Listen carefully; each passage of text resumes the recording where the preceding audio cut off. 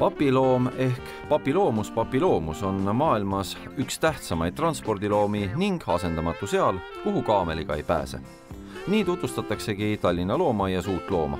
Looma nimetus on, mis seal salata, üks täpsemaid, mis loomale tema välimuse suhtes kunagi on antud.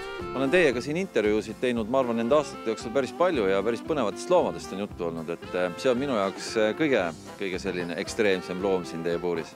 No ausalt öelda on see 40 aasta jooksul minu jaoks ka üks päris ootamatu situatsioon.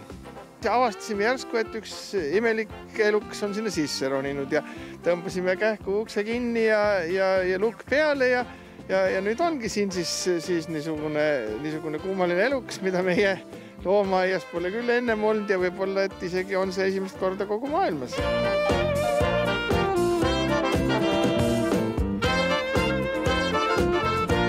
Kui nüüd kellelgi antud loomakese vastu huvi tekkis, siis seda saab vaadata Tallinna loomaaias terve oktoobrikuu. Muuseas, loomaaial on ka eelnevaid kogemusi loomapuure välja rentida.